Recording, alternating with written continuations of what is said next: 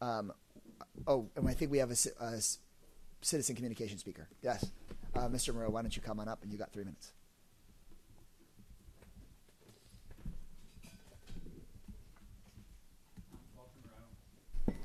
Walter Moreau, the Director at Foundation Communities. Thank you for the opportunity to speak. There's two, I think, really significant issues that I wanted to bring to your attention, and maybe they're agenda items for future committee meeting. I've been talking with staff about both of these, and I think they're policy issues. They need council input. The first is, of the $250 million in housing bonds, roughly $100 million was earmarked for land acquisition, for land banking. I'm strongly asking that be reduced. I think that $100 million was a good idea when we were talking $250 million, and we missed the opportunity to buy the land at the Grove. But now we're a year into the bond program. The money's still there. What we're finding is when you take $100 million out for land and it just sits over here, that leaves $150 million. Spread that over 5 years, that's $30 million a year. Some of that goes to home ownership and home repair and to the 9% tax credits, and really there's no money left. We've applied 3 times to build Lakeline Station Phase 2 in Councilmember Flanagan's district. It's a great proposal. We need gap money for our 4% credits, and it's just being put off because there's no money. $3 million of that project is for land. So you could keep a goal of $100 million for land. Some of it would be direct city purchases. Some of it could be land in the 4% projects that you're trying to fill a gap on. This is really important because when we go back to the voters in 4 years, we need to show housing units, not just land inventory. Most importantly, the Loretta at Lakeline has 14 apartments for homeless families and children. And we want to particularly be a pipeline for families coming out of the Rathgaber Village. And we need to get that property built. We could open the doors and cut the ribbon in 2 years. So, sorry if I'm on the soapbox on that one, but it's a fixable issue. I think there should be strong agreement. The second issue is, in conversation with ECHO, there's a real pressure to make sure that every housing bond deal includes COC units, continuum of care units. That sounds great. We have a homeless crisis. The challenge with that is that ECHO's feels like the city pressure is there to define that as the hardest to serve folks on the coordinated assessment. Typically single folks that have been on the street a long, long time. They may have a significant criminal record and other health issues.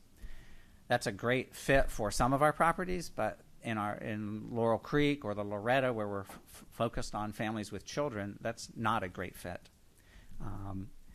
There's got to be some understanding and flexibility on setting aside units for the homeless and the continuum of care. I raise that issue because I think that's an important public discussion.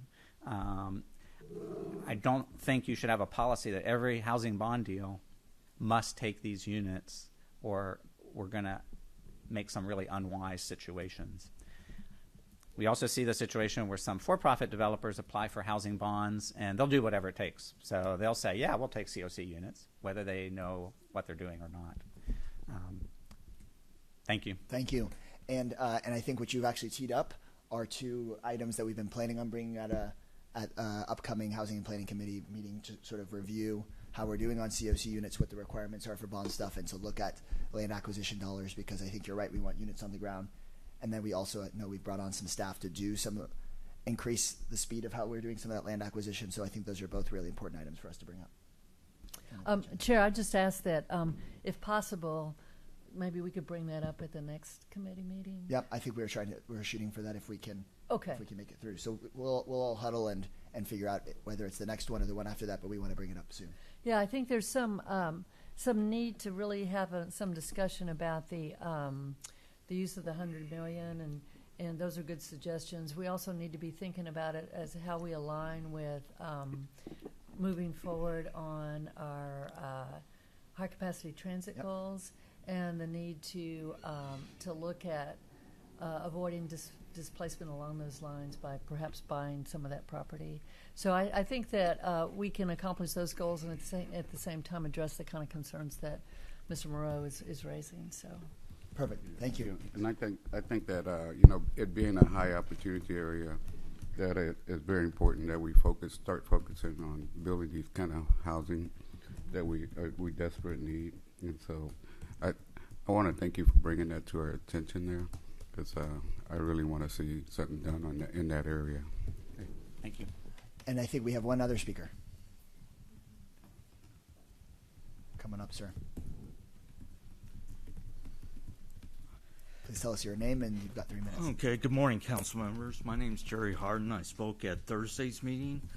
What I spoke about alternative transitional housing for the homeless by using these structures called Conestoga huts.